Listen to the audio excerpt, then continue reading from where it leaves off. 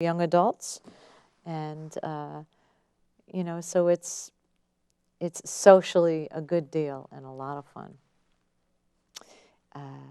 We also have different age ranges for our volunteers. We have young people as young as 8 years old volunteering in what we call a partner program. Nashua Special Olympics uses the unified partner system wherever possible with all of our sports. So what that means is that we have teams that are constructed that are people with developmental challenges and people without developmental challenges working together as teammates on a team. And an example is, and you're on this team, our basketball team. Yes. And on our basketball team, we have young adults who have developmental challenges, and we have young adults who do not. And you play together on the same team. And so those are called unified partners. And that's one way that people can get involved. Another way that people can get involved is to become volunteers for sports that don't use the unified concept, like to volunteer for our swim team and actually get in the water and help athletes who are just beginning to swim, help them be safe in the water. So that's volunteers, or volunteers who can work with our track and field team and be at the different stations of track and field and assist athletes with learning how to do hurdles or high jumps or long jumps or any of the things, you know, softball throws or discus throws, right? All the things that we do in, Yes. you know, all the different races and stuff. So along with unified partners that we need to be team members, we also need volunteers who can be yes. on the fields, who can be at the bowling tournaments and helping out, who can be at skiing. We have a one-on-one ratio for every member of our ski team so that each person that's on the mountain is getting one-on-one instruction each time they ski.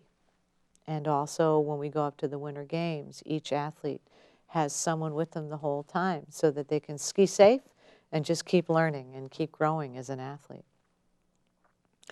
And by the way, on our ski team, we have everybody from beginners, really first-time skiers, to people that are young people with developmental challenges who are expert skiers, who ski double black diamonds and who are able to do NASTAR courses at record speeds. So we really have a great talent in our Special Olympics teams.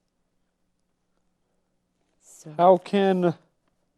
How can someone, an athlete or volunteer, get involved in Nashua Special Olympics? Well, two great ways to get involved are to visit our website, NashuaSpecialOlympics.org. And you spelled it all out, NashuaSpecialOlympics.org. And on that website, you can register on the website, and you can find out what's happening in our local community. We have a calendar, and we have a constant update on the different sports that are going on. And on that website, you can also contact me, the local program coordinator, Dodie Mitchell, or any of the head coaches for any of the sports, skiing, basketball, swimming, volleyball. You can find us all on that website, and you can ask us how you can get involved. You can also go to the state's website, which is SONH.org, Yes. SpecialOlympicsNewHampshire.org, and on there go to the volunteer section. And there you will find appropriate forms to fill out and a way to contact the state to let them know that you would like to volunteer. Volunteer opportunities exist at the local level and at the state level. They exist as being a team member, being a volunteer supporter, being a coach or an assistant coach, and also volunteering for events like regional events and state events. We need lots of volunteers, not just to play sports. So if you feel like you're really not much in the sports arena, but you want to help out, there's lots of ways to help out. To make an event possible at the regional or state level, we need people who are willing to do lots of jobs, passing out ribbons and getting things organized and doing meals and doing setup and doing cleanup and doing the AV stuff and all kinds of stuff. So we need lots and lots of volunteers. We are always looking for volunteers. And Nashua Special Olympics is especially looking for volunteers in the local area. Right? So, and maybe after the break, we'll talk a little bit more about that. Ladies and gentlemen, I'll be taking a break right now, and I'll be right back after the break. Okay. In 1977, an 8-year-old boy picked up the game of golf from his father. The odds of that same boy then making it to the US and European Pro Golf Tours, 1 in 7 million. The odds of the Big Easy winning the US Open twice, 1 in 1.2 billion. The odds of him having a child diagnosed with autism, 1 in 110. Ernie Els encourages you to learn the signs at autismspeaks.org. Ladies and gentlemen, I'm back from the break. My name is Scott McCullough, and my guest at this time is Dodie Mitchell. Welcome back to Special Talk. And Dodie Mitchell is a coach for Nashua Special Olympics and a basketball coach also. Yeah, thank you, Scott. So we were talking about all the opportunities of Special Olympics and Nashua Special Olympics, and I think that the sports opportunities are they help people with developmental challenges become stronger, more coordinated, team players, but they also help in other ways, as I'm sure you've experienced, and maybe you want to say something about that. As they've changed my life. I've been through a lot, and I love winning gold. Hopefully we'll win the gold again. Hopefully. I think we will, because if we smile and work as a team effort, that's how we work as a team. We work as a team effort, and we're taught how to basically do our defense, get our defense down, make sure you know where your player is at all times. Even if you chuck the ball, mistakenly chuck it to the wrong person, it can't replay, you can't repeat it.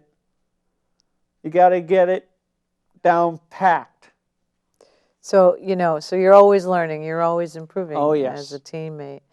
Another program that I think is really great in Special Olympics at the state level, of which several people in Nashua participate, including yourself, is the Global Messengers program, which is now part of the Athlete Leadership Program. Yes, it is. But it originally started as Global Messengers, which is a group that helps people who are 18 and over become formidable public speakers. And you were one of our first Global Messengers. Yes, I was. And ladies and gentlemen, I'm a Special Olympics athlete, a board member, and a producer of Special Talk also. I'm also a board member on the State of New Hampshire Special Olympics State of New Hampshire Special Olympics Board of Directors. Yes. And I'm also I also do global messenger. And if you want me to come out and talk to your group, you just got to contact sonh.org or contact them 1-800-639-2608. Let them know you'd like Scott McCullough to come out and talk to your group about Special Olympics. I've already done several interviews with WOKQ. I just did one on Valentine's Day with 1590 with Mike, I forget his last name now, Bonacue, and he's very polite, and we did a radio interview about Special Olympics and about my program, and I greatly appreciate if anybody is out there who wants to sponsor Special Talk, please feel free to contact Access Nashua to get some sponsorship, or I'll give them my home email and they can give you that instead. I love being a Gulf messenger, and I'm going to be a little bit sad stepping down from the board of directors next year. I got to step down, ladies and gentlemen, because my 3-year term will be up after that. But I've enjoyed being on the board of directors, and I've learned a lot from my board members, and I love it, and it's going to be an experience that this step down, but I got to let another athlete I got another athlete experience experience what being on a board of directors is like.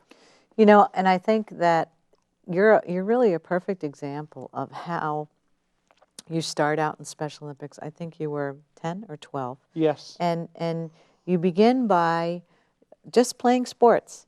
You know, that's how it starts. You learn how to handle a basketball.